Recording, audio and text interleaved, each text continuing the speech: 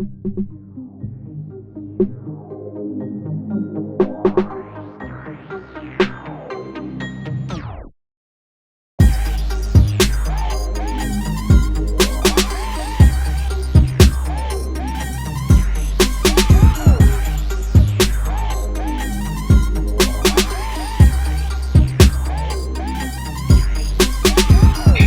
are now tuned in to the Cosmic Convos podcast, your number one source for accurate, relevant, and thought-provoking astrological conversations in the podcast nation, the place where stars and minds align.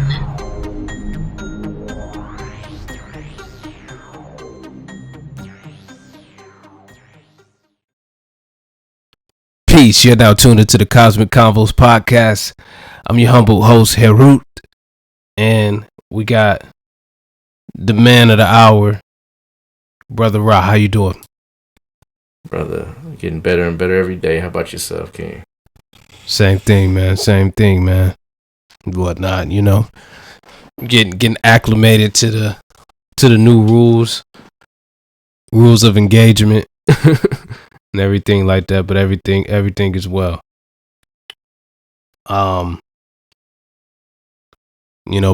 Before we get too far, I want to remind you all that this episode was brought to you by Push It Forward Media Group and Calipurusha Astrology. And now we can say our Patreon patrons out there. I want to give a special shout out to them, Kinameti and Uncle Ahai. Those are our first two Patreons we just launched a couple days ago. So, we're doing pretty good there. And like I said, for those of you who, want to have more input, want to engage us some more, go ahead and hit us up on Patreon and stuff like that. And, support us, help us to take this podcast to another level. And help us take this message to the world, because part of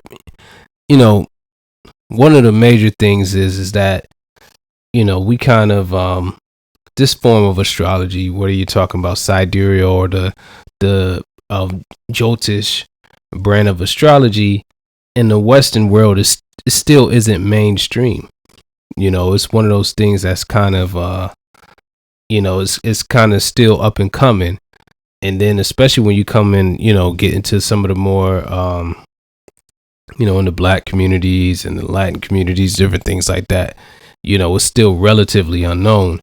So part of what we're trying to do is to launch this perspective into that paradigm, because I think it could really kind of change the way that we, approach life, a worldview, and how we are able to better equip ourselves for what we're heading towards, in the future and everything like that. So go ahead and hit us up on Patreon, support us, and let us know what you want to hear.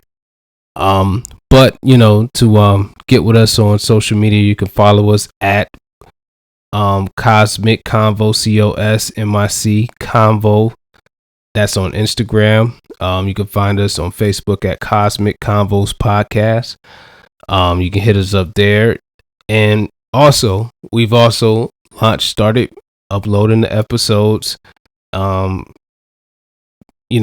season 1 and the current episodes onto Facebook as well, because we got a lot of followers on Facebook as well.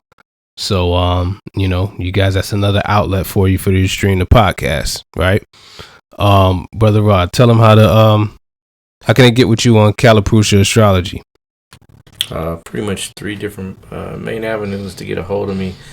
The primary one would be calipurushastrology@gmail.com. The other 2, both check them raw, either on Facebook or on IG. So either one of those can also definitely tap me on the shoulder. Indeed. So, with all that being said, that was a mouthful right there, right? the feedback from last episode has been, pretty positive. A lot of people liked it. We reached a lot of new people. We have a lot of the same followers, but we're reaching new audiences, and I think that's a good thing. How you feel about last episode? It was pretty interesting. It's just interesting to see how things are going to unfold with information that's been, kind of handed down. And it's not something that I want to see come to pass, but at the same time, it's always quite awe-inspiring to see the divine unfold, in real time. So quite pleased with the show, and definitely looking forward to similar shows to kind of just keep us, like you were saying just a second ago, just keep us in touch, keep us, abreast of really what's going on. Indeed. So, with that being said, today we're going to talk about one of the essential players in the very topic that we covered last week's show. We're going to dive a little deep into the planetary entities that some people may know them as the nodes, right? The North and South node. But in Vedic astrology, we call them, or Jyotish, we call them Rahu and Ketu. They get bad rap. Sometimes they get good rap, depends on who you're talking to. But they definitely, without a doubt, when they come into play, they definitely add some spice or to wherever they're at. Definitely make things interesting and stuff like that. So, Brother Rob, where you want to start as far as talking about Rahu and Ketu?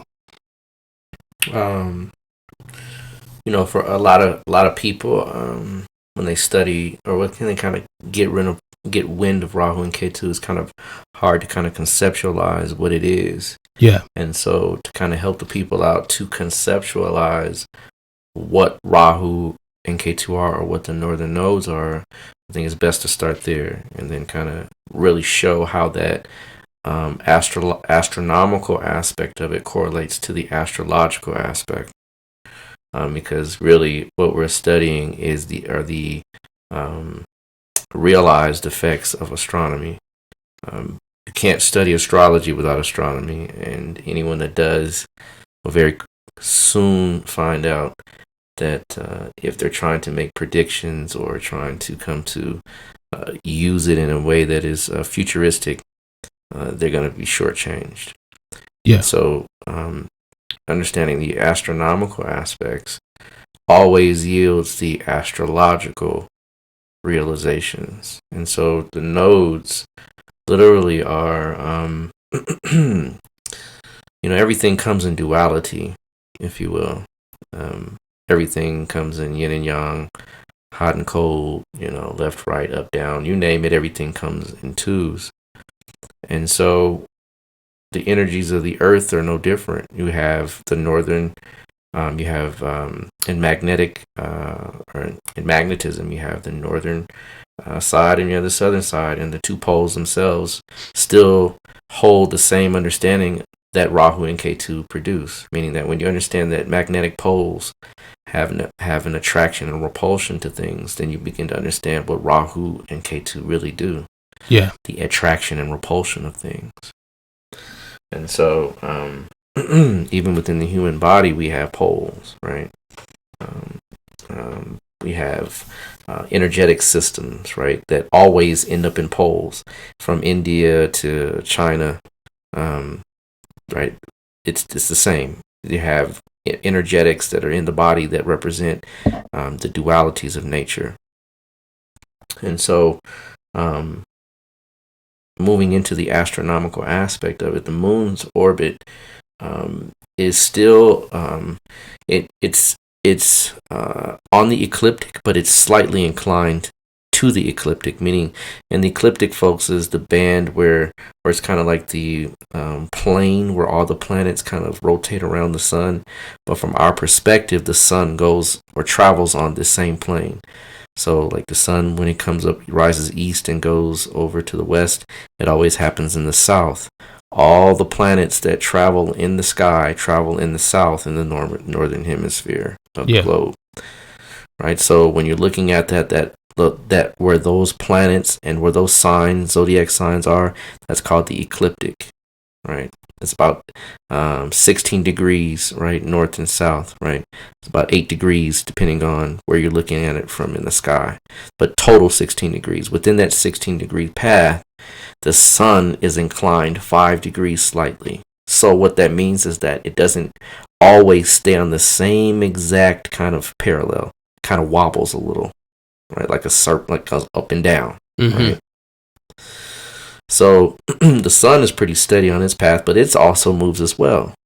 So if you ever notice due east on March 21st, September 21st, the sun rises exactly due east, right?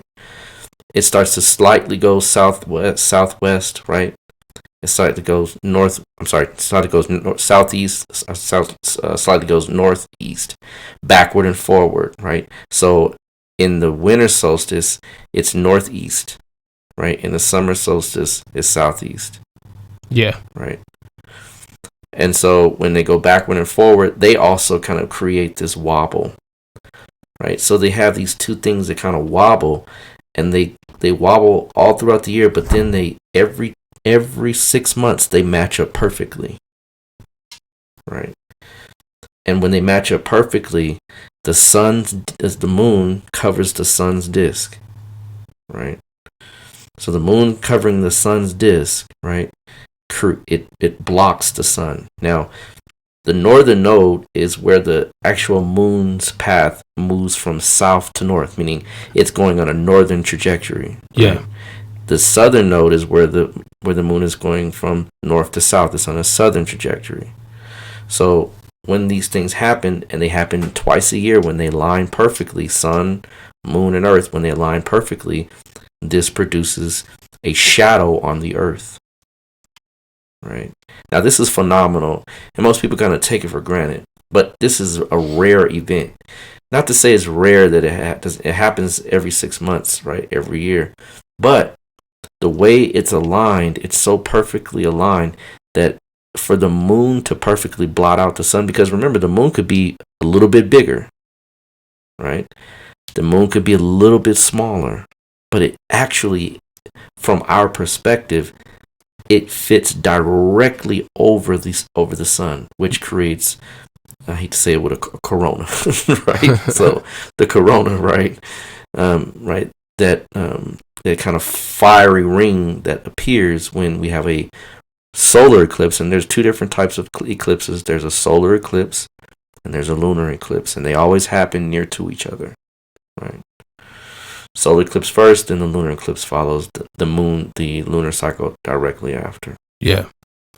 You know, one thing about that is that, I mean, you talk about how rare it is. It's just, to me, it's a bit odd or mind-blowing how the astronomy community can, like, see all these different, planetary, occurrences and just assume that they have no actual significance outside of what we observe, from Earth. That doesn't think it has any impact on our lives. It doesn't have any true meaning outside of that. Yeah, I feel you. It's just dumb rocks, right? They're inanimate objects. Yeah, but they do know that they have an effect. Yeah, because they're not going to maybe say the effect as in like astrology, but they do know what the science is. This is science, astronomical science. They know what the Milankovitch cycles are. They know what they are, and that is proven to affect the actual ice ages on Earth. Now, this is because of Jupiter's and Saturn's orbit around the sun, and how it literally pulls and contracts and expands with regards to our planet itself. Those that kind of tug of war between those two literally creates the actual ice ages. Now, these planets are far from us, but their gravitational effects are still significant enough that every 100,000 years you see an ice age. Yeah. So, and I mean, it's kind of double talk, because they do know in some sense that it does have an effect directly on the planet, but then, the mystery of all the rest is, a left brain's kind of dilemma. Well, I think part of it is kind of like what I was getting at earlier, and again, I'm not trying to beat up on our Western astrology, sisters and brothers, but part of it is just the way that astrology has been branded in the modern world. Not in a real serious light. You see a lot of like, especially now with meme culture and everything like that, and then oh man, it's ridiculous. So it kind of feeds that to where they don't feel that they even need to even look at it seriously, because of how astrology has been reduced down to just tabloid magazine and just conversation starters and things like that. Yeah, it's been reduced to news, tabloid newspaper kind of funny ads, funnies and all that kind of stuff. It's very novel, but that's just kind of the Western man's mindset, and that's what we've adopted, and many of us have adopted, and even in the sense that I would say even Western astrology has adopted, to a great degree, and I won't get into how, but when you study something for thousands upon thousands of years, you just get a different respect for it. Yeah. You know what I mean? And Western society, I mean, granted, we just said that America has its first Pluto return in 5 years. So, this is still a very infantile, civilization. Even from the sense of even going back to the Romans and the Greeks, I mean, considering our civilization in Kemet lasted double the time of which that Western civilization has already been in its stronghold. Yeah. So that just kind of, when you set back for a minute, like, and you ruled double the time that we've already been dealing with. And when you're saying that, you're talking about all the way back from Greek, Rome, not just America. I'm talking about from Narmer. Yeah. Yeah, we 3500 between 31 to 3400 BC. Well, I'm talking about Western society. You're talking about double the time. Yes. Yeah. Yes. Yeah, they're infantile, right? Knowledge, and I mean, think about it like this. Even in India, you have some people that have traditions that have extended, 700-800 years as far as this knowledge is concerned. Yeah. I mean, ongoing. So there's no tradition in Western culture that can even compare. No, not even close. Not even close, right? So, you know what I mean? Like, when you understand how much time and how much mastery has come over this with individuals that literally do meditate, that literally do practice yoga, that do know how to move energy up and down their chakras. You know what I mean? Like, just big difference. It's like, I mean? I take nothing away from whatever they practice. If it works, run with it. But yeah, Western astrology, the Western mindset is definitely limited in this regard. So, but moving back into the actual astronomy of it, the nodes always, right? Well, when we talk about eclipses, we're talking about there's two different kinds. There's a partial and there's a full, right? The full eclipses are really the ones that produce the phenomena, as far as world changes and things like that. The full eclipses. The partial eclipses do have some effects in personal lives and things like that, but if you want to know the ones that really just are going to shift the energies around it's the full eclipses. And you usually find that the changes usually start or kind of like 0 point out from wherever that eclipse or that shadow passes over on the earth.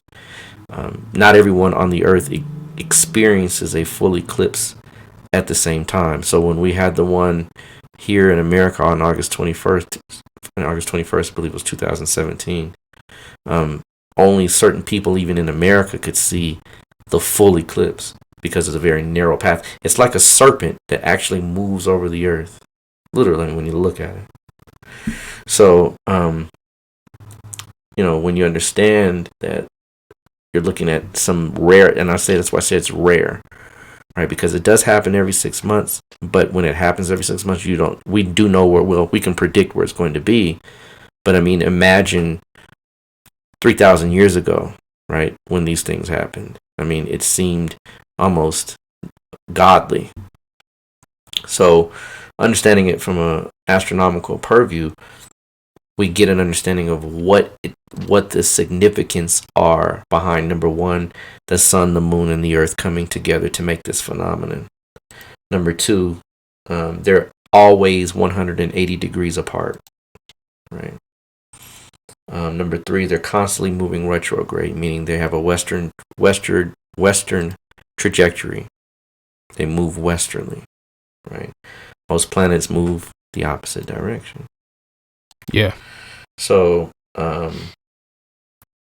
those astronomical significators translate into astronomical things. And so we talk about, number one, the sun, the moon, and the earth. Well, the sun represents your soul, the soul of man, the Atma, right? And then we have the moon, which is the mind. And then we have the earth, which is the physical body. So when the sun, moon, the mind, body, and soul, right, will align in the sense of in the astronomical sense, portals are opened, right? When you're practicing Kundalini yoga, when you are able to align all of the chakras, then literally that Shishun that opens allows you to do some phenomenal things. Well, it happens the same way on earth, right? As above, so below. So when that mind, body, and soul, the sun, the moon, and the earth align, portals open and new things are released. And certain things are even closed off. So understanding that, now we can understand why this most recent eclipse opened a portal to something that was released, right? And literally Rahu, or the northern node, is, as we mentioned previously, things that are infectious, that spread, right?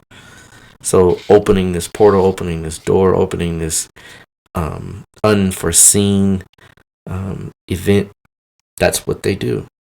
Right? They shift consciousness. They change your thinking. They literally cause you to have to try to align your mind, body, and soul. Right? That's their purpose. But moving deeper into it, we're going to understand a little bit more about what they are in other cultures and things like that. But before we get deeper, is there anything else you want to add or build on, my brother? No, I think we're good now. I think we're good for right now. Good. So, different cultures around the world do recognize the same phenomena.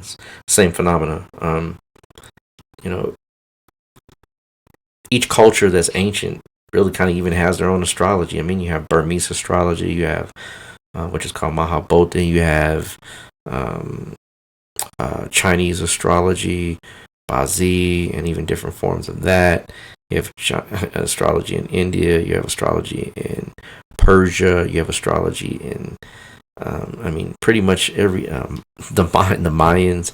I mean, every culture that's has a reverence and a connection with the natural world, Dogon, exactly. They all have some form of astrology.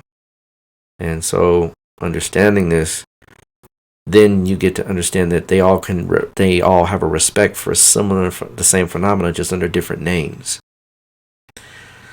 And so, I always start with, Kemet. People say, oh, Kemet. Well, I'm sorry, until you find a civilization that has lasted as long and has produced as much classical material as Kemet, then when you find that, then let me know. Then we'll definitely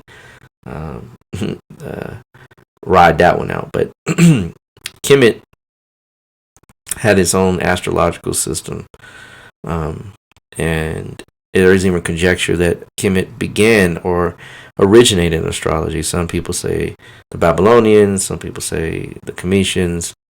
Who knows, right? It's hard to tell. But we do know that they're very contemporary, and in the Cometian society, you had what was called the uraeus, which is the crown on the actual Nasut's, Shechem's, or Pharaoh's head.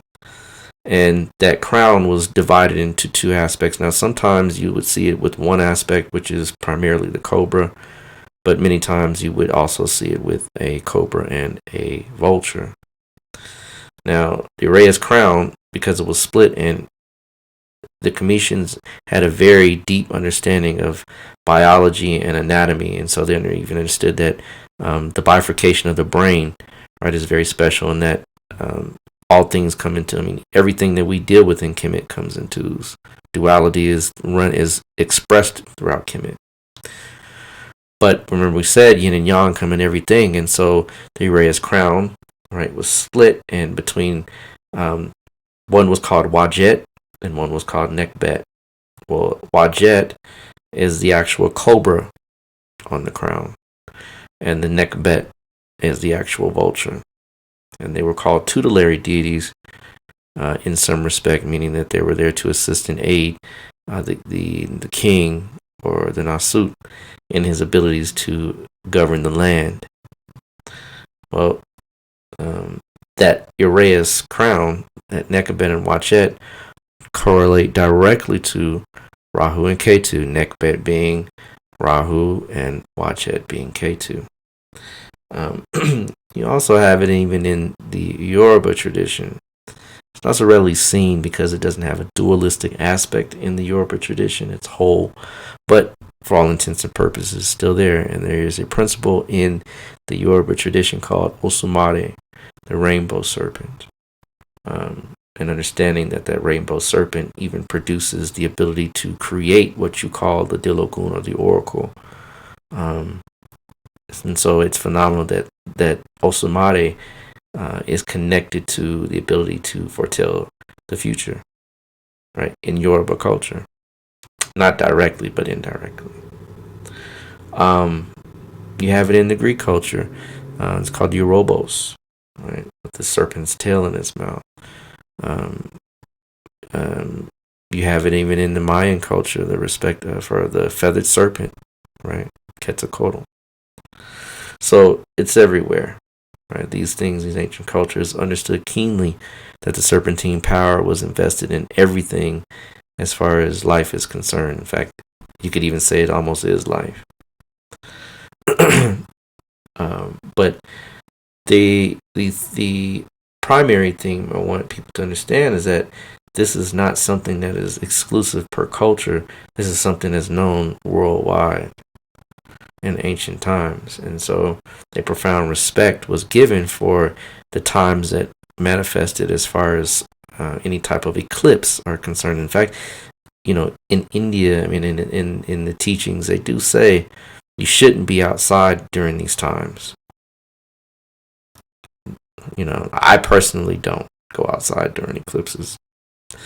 Just don't, right? But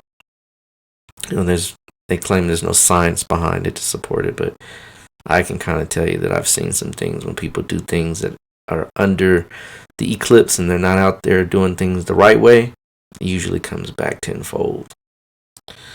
But nonetheless, moving into the story, and to kind of explain some of the themes around Rahu and Ketu and why they do what they do, astrologically speaking. Now, since we know astronomically how they generally operate. So In India, in Vedic culture, there is a story. And the story is a story that kind of, it explains, it's a myth, right? But it explains things as far as man's unfoldment and his realization of his potential. That's really what this story is about. But it's put in a way that, makes it interesting to kind of look at it from different angles. But nonetheless, in the story, there's a demon, and Rahu and Ketu are known as demons, right? They're asuras, right? They're shadows, right? Well, they weren't always Rahu and Ketu in the story, right? They're actually whole in one point, and when they were whole, they were called Svrabanu, right? And Svrabanu is a demon that it basically took and did some penance, right? It kind of made some sacrifices and did some things to kind of get the attention of what they call Lord Brahma. And Brahma, right, which is one of the Trinity deities in the Hindu pantheon. We're talking about Brahma, Vishnu, and Shiva. Brahma is the creative aspect. So Svrabanu goes to the creative aspect of the universe and says, look, I've done all this penance, right? I need a boon, and a boon is a gift or a power. And so Brahma installs Svrabanu as a planet. Now this is before Svrabanu is, right, made into Rahu and Ketu. But Svrabanu is a demon, a very intelligent, wise demon. And so there comes a time when the gods and the demons kind of have to work something out collectively, and they're churning the ocean, the celestial ocean. And while they're churning celestial ocean, a couple of things come out, one of which is the halhala, which is the poison. And have you ever seen a picture of Shiva? You always see his neck, right, is blue. He's blue, but his neck is usually blue as well. And it's a poison that was released, right, out of the churning of the celestial ocean. But there's something else that actually came out as well. And that other thing that came out was what is called the Amrit, right, or the nectar of immortality. And so the nectar of immortality was produced, and so it was Vishnu that stepped in and as the sustaining aspect. Remember, one's creative, now Vishnu is the sustaining aspect of creation. So Vishnu says, well, you know what, I've got this nectar, I'm going to give it to the gods or the devas and make sure the asuras or the demons or the, and let me explain and qualify when I say demons. We're not talking about in the sense of demons like as in like Judeo-Christian context. We're talking about things or beings that are more earthly oriented or forces that are more earthly oriented. And then the devas are more celestial oriented. You need both, right? Don't get it twisted. But for all intents and purposes, I just don't want the audience to think that I'm mentioning demons in the sense of a Judeo-Christian context. Not in the least. It's kind of like negative and positive forces of something, right? You need both in life to exist. But nonetheless, right, Svrabanu, right, is among the demons. And so Vishnu lines up and says, look, I'm going to give the gods and the demons both equal amounts of nectar for immortality. But Vishnu, in its wisdom, quote unquote, decided to trick the asuras and not give them the nectar of immortality to try to circumvent the earthly forces to be able to sustain themselves for eternity. And so what happens is the demons and the gods line up, but the Vishnu says, you know, I know this Svrbanu's here, I gotta be smarter than this, so let me try to pull a trick, and becomes a very beautiful woman and gives the gods the ability to drink the nectar of immortality and distracts the demons because of the beauty that the image that Vishnu became, the beauty that it holds, it became a distraction for them. So they never got the nectar. But Svrabanu, being an intelligent demon, figured out the trick, and so he disguised himself. Remember, I'm saying very specific words. He disguised himself, right, and fit in as a god and got in line between the sun and the moon. So when he got in line, and finally, when there was the last drop of nectar that dropped out of the pot, and it hit the tongue of Srabanu, Vishnu realized it at that moment and cut Srabanu in half. Right. Eternally, even though they are now eternal, they are forever separate and ever yearning and turning towards one another. So, understanding that now, when we mention and we compare it back to, right, the actual astronomical data that we talked about. Remember, Srabanu is granted a gift of the status of a planet. So this Rahu and Ketu, they're invisible. You cannot see them with the naked eye at all. Yeah. Right. But because of their consistency, penance is something that you do over time, right? Consistently, without fail. Well, the nodes, right? They constantly are moving in time. They're constantly moving in a direction. They're constantly acting in a given way. So meaning that they produced a penance, meaning that the effect of something that is produced over time yields a power in essence. So Rahu and Ketu repeatedly, those nodes, those invisible points happening over time, over and over and over, gives them the power, the status of planet. Even though they can't see them, they're not really there.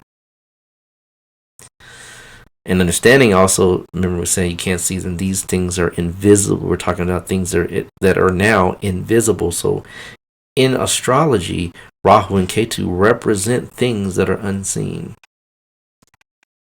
Right. Not only that, right? Remember we said the sun and the moon, right? Actually, and I did leave out a part of the story. I apologize, folks. The sun and the moon is who snitched on Srabanu.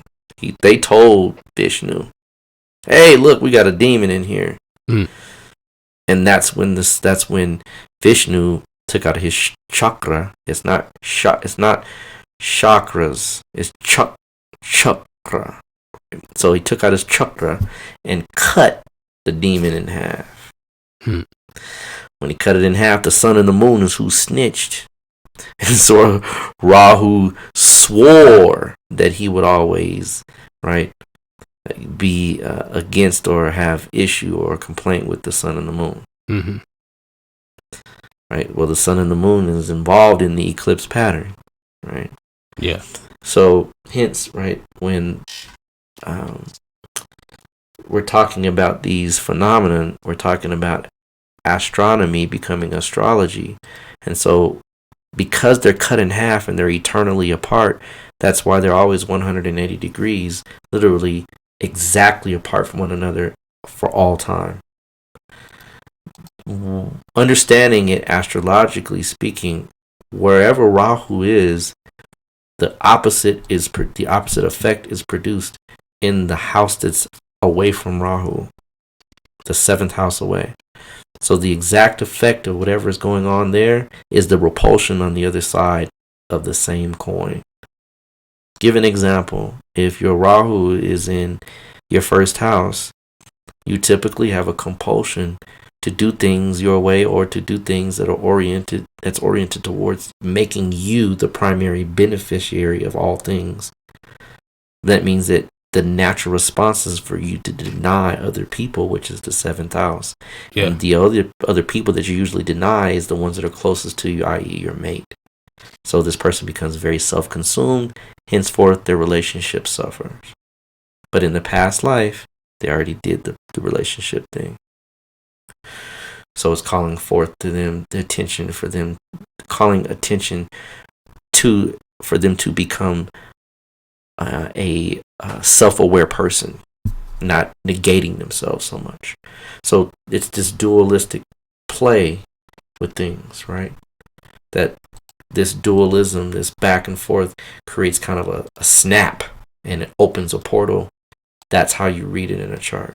That wherever that Rahu and Ketu is a portal, right? If it's in the first house, let's say Ketu's in the first house and Rahu's in the seventh. Now this person is going to deny themselves more and then acquiesce to the person that's literally on the other side of who they are, meaning their mate. So usually the mate becomes self-important, and they lose importance.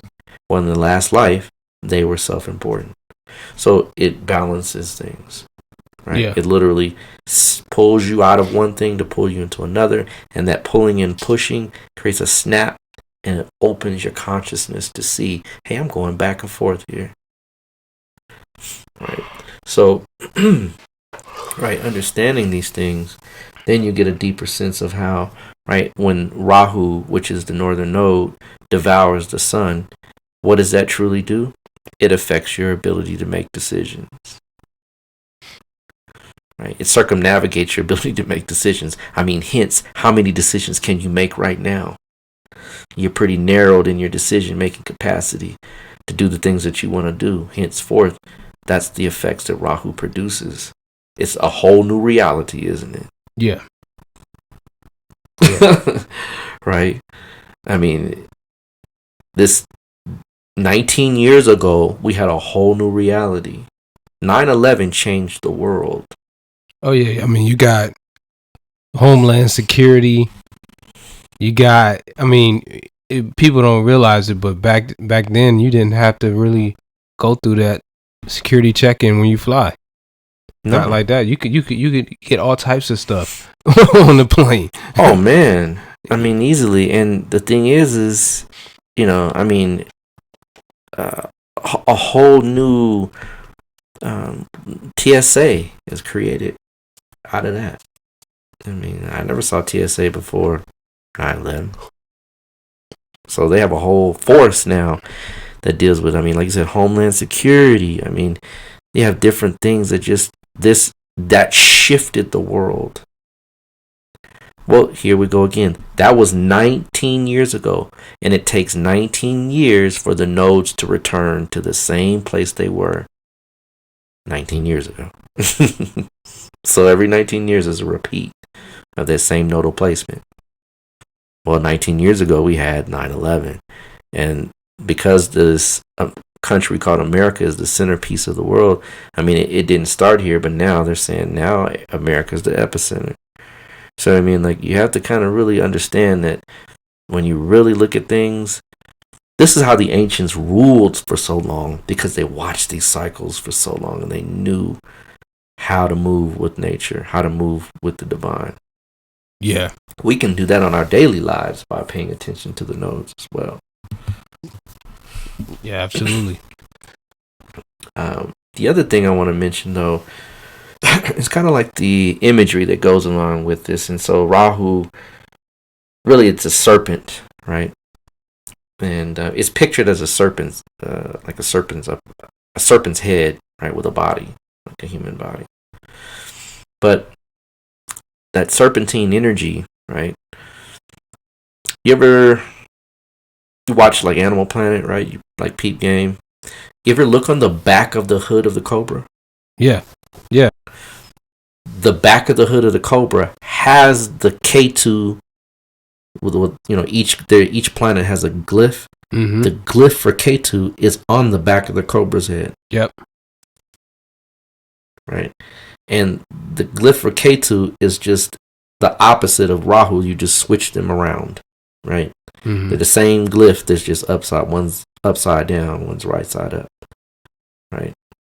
So when you understand that serpent has already been imaged. The serpent itself, the cobra. Whenever folks go look and look at the back of a cobra's head, and they have usually a king. I think it's a king cobra, but they have looks like an upside down, kind of like a horseshoe almost. Right. That's the symbol for Ketu, literally, and the symbol for Rahu is the opposite. So the serpent itself embodies the serpentine energy. Remember we talked about the sun and the moon, how they have a serpentine motion up and down in the sky. Indeed. Interesting thing, and I'm going to double check this, but I'm pretty sure that, when the Western world became aware of electromagnetism, Rahu was in Mula and Ketu was in Ardra at that time. It was and so mentioning that, which is great that you mentioned that, because we talked about the Eurobos and what that symbol is of the serpent's tail in his mouth. Mm-hmm. Well, that's a sign of completion, really, is what it is. And so, astrologically speaking, that happens in a person's chart, or in the mundane sense of the mundane sense of astrology, when Rahu, right? Well, let's say for a person's personal chart, when the northern node, the transiting northern node, is conjunct a person's natal southern node. Mm-hmm. So meaning that Rahu literally meets Ketu in the chart. And wherever Rahu is on one side, Ketu's on the opposite. So literally, Rahu and Ketu are both meet up simultaneously on both sides of the chart. Right? That's the Eurobos. And the Eurobos also can happen when Rahu is in Ketu signs and Ketu is in Rahu signs. It's a haywire reaction. Mm-hmm. Things go bananas. Right? And it happens every so often, right? Every 48 years it happens for a person in his chart, right? That's the end of the midlife crisis, right? That's when you literally, right, Rahu and Ketu turn on at 42 and 48 in the astrological sense of the word. There's specific years that planets turn on. And so 48, right, being right at that age when the Robos literally is about to, right, when the serpent is about to be consume its own tail, right? That's when life literally in that person's life shifts and changes dimensions and prepares the person to begin to enter into the inner planes. Right? So when you're at that 48th year, when 50 turns, if you ever notice something you can see 50 in a person, sometimes you can't see 40 or 30. I can see 50 in a person. Even if they take care of themselves, if I'm astute enough, I can see it's something that shifts in their aura, their glow. Something about them changes.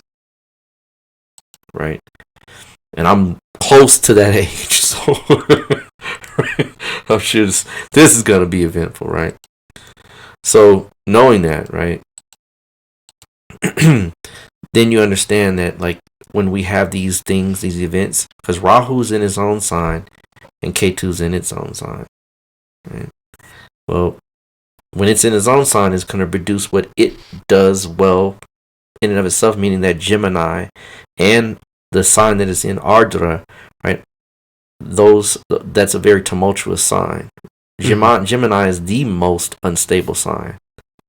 So when Rahu is moving through there, right, and an eclipse happens, and it's repeating a 19-year process or pattern, you can bet your bottom dollar a new reality is about to manifest, and it's manifesting before our very eyes. Yeah. Not to mention that this eclipse happened in the ascendant of America's chart, and the eclipse happened simultaneously when there was a 5 planetary alignment. Almost all the planets were lined up, actually. Yeah. So, I mean, this is serious stuff when we start looking at this. Is big changes, folks. This is big changes. So for the next 20 years, and isn't it strange that the next 20 years that Pluto will still, it's going to take Pluto almost 19 years to leave Capricorn. And Capricorn is the sign of government. So you're going to see for the next 20 years changes like you're not going to believe.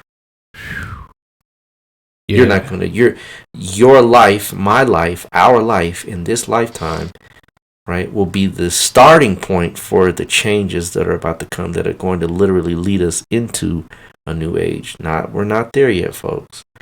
But remember what I told you about. Remember what I told the audience about what happens when the age of Aquarius comes. This is it. Mm-hmm. Right? You're getting a taste of it. This ain't nothing yet. Oh yeah.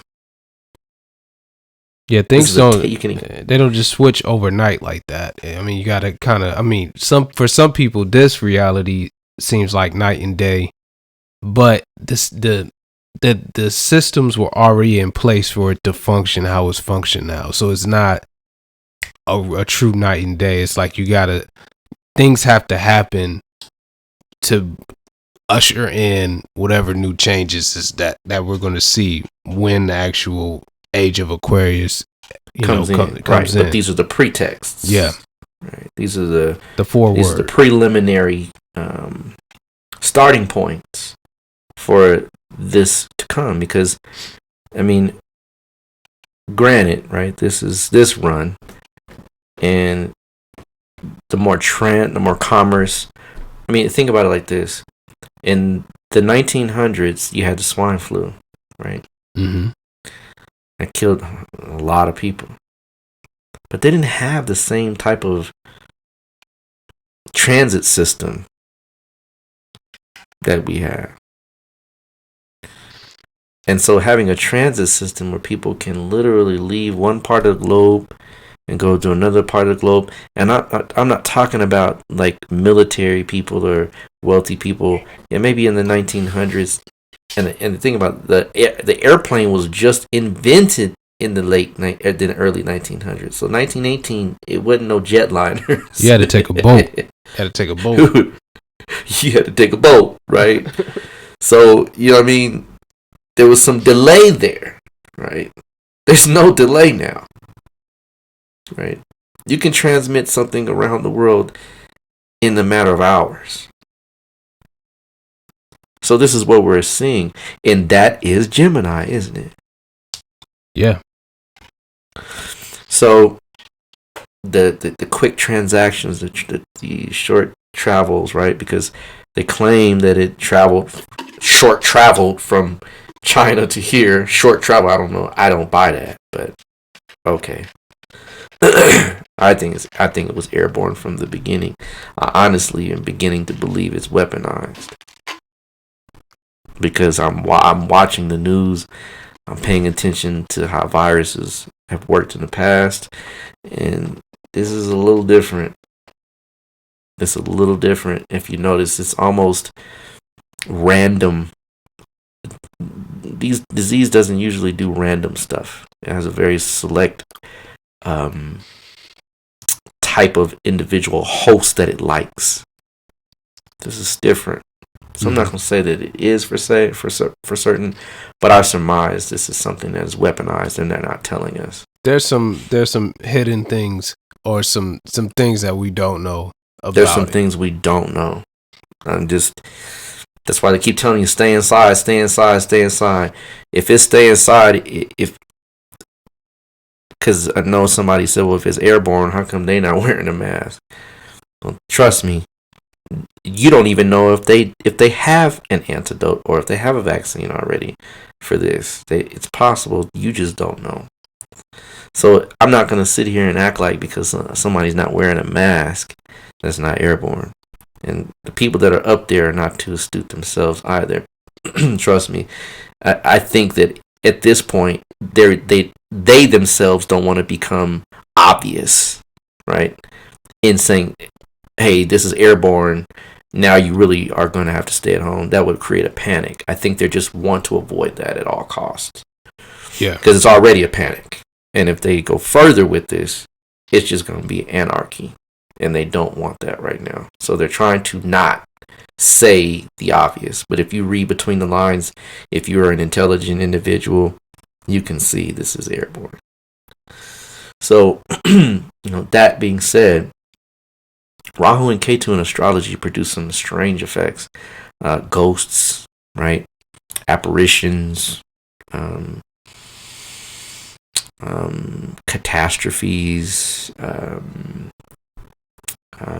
viruses, anything that you normally don't deal with on a day-to-day basis, Rahu and Ketu are responsible for. That's their world. That's their realm. That's what they do. They bring the unseen to the scene. Indeed. Right? Rumors, lies, all that's Rahu. Right? And here's the thing. Rahu produces smoke. Right? Ketu consumes smoke. People are like, what does that mean? These are like little things they tell you in the ancient scriptures to kind of give you a right brain understanding of what is going on. Rahu is the advancing armor, Ketu is the conquering army. Right? What does that mean? Right? Well, Ketu is your past life. If you want to know about someone's past life, very quickly, down and dirty, just real simple, not all the, the formulas and the yogas and all those things. Just real quick, just look to Ketu. Whatever sign it's in, trust me, that Ketu, that's the tendencies that they have had in the past life.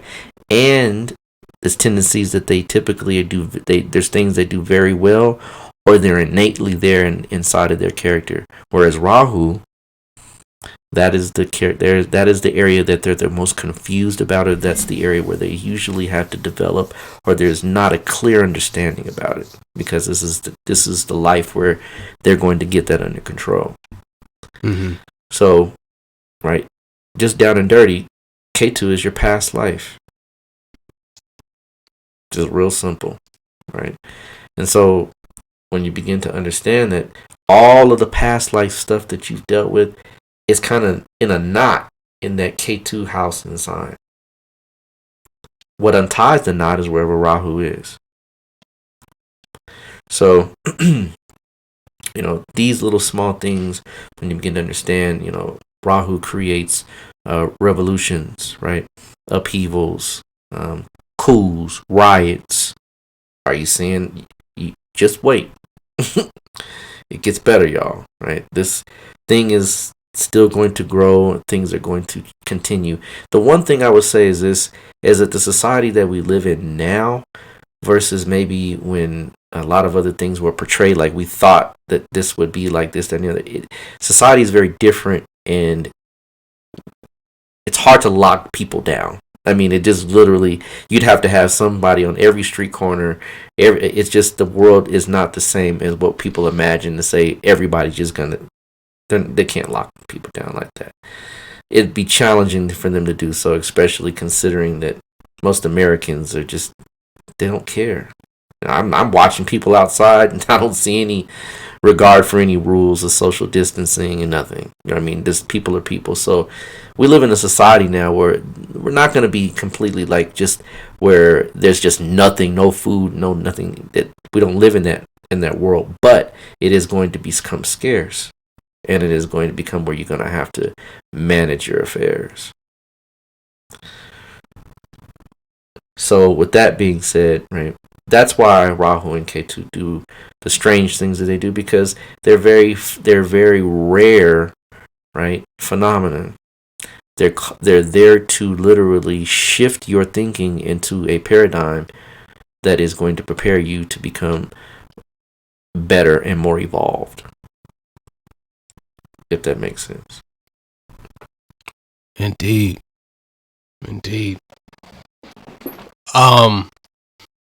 Well, I got a question that somebody who's been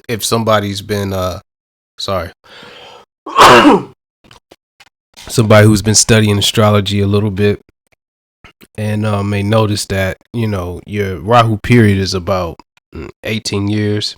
Your Rahu dasha and your Ketu dasha is, relatively short. 7 years. 7 years. So, what's the rationale the behind significance behind that? Yeah. Well, there's a saying that the nodes kind of act like certain planets. And it's said that Rahu acts like Saturn. Right? and that Ketu acts like Mars. And that's one way of looking at it, right?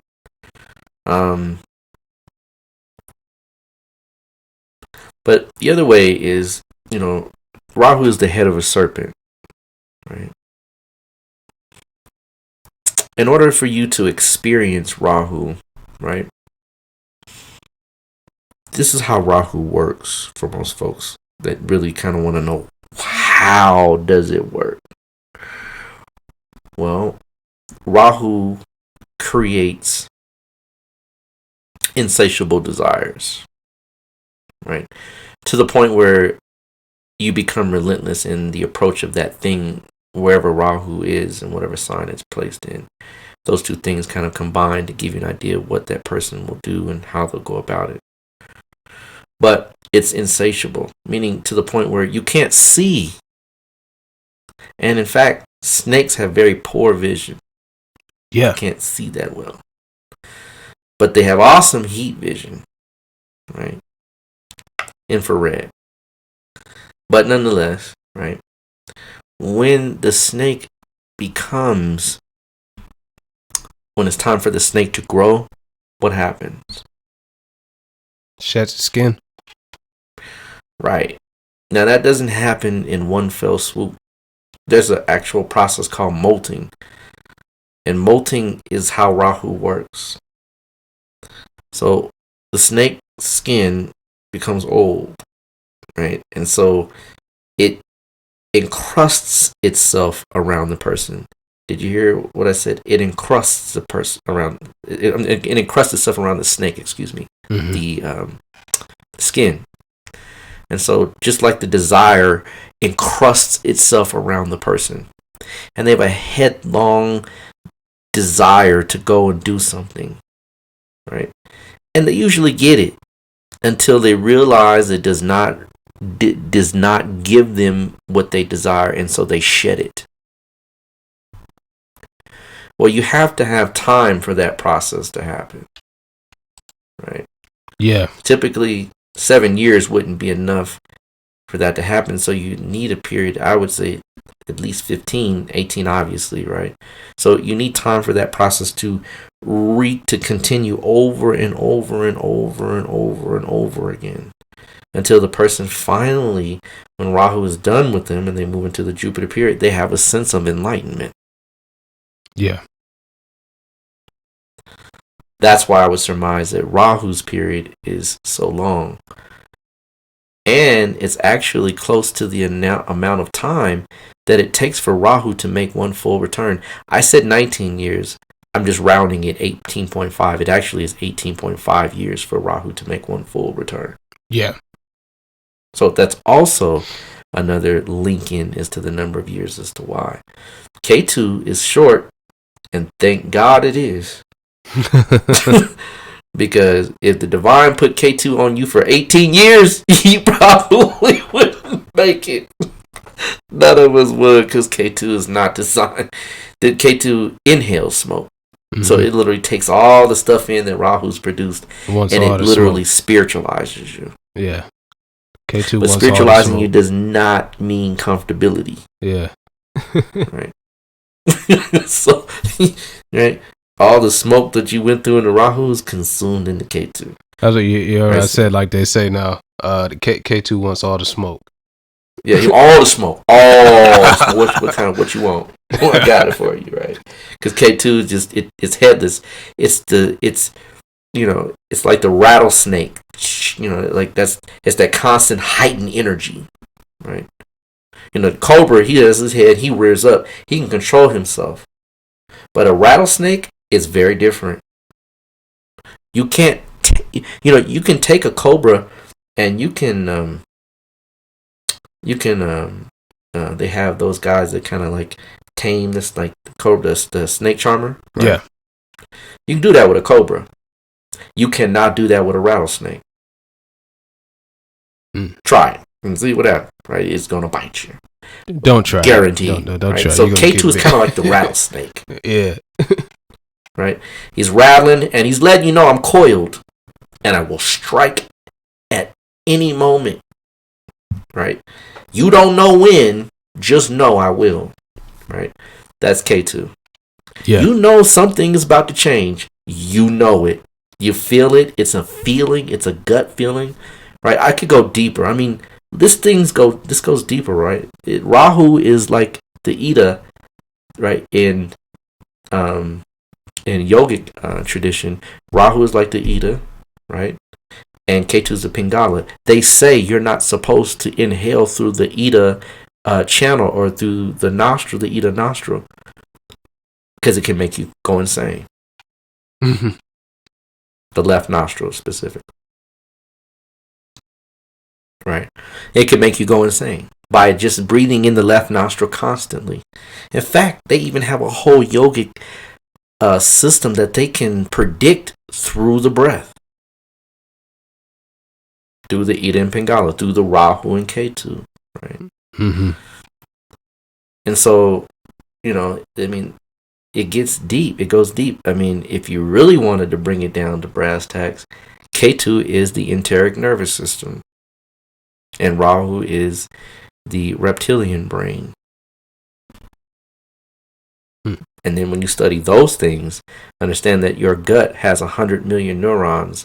Your gut has the size of a dog's brain in it. So literally, your gut can think and feel outside of you, just like Ketu can act outside of you. I mean, it's all relative. As above, so below. Indeed.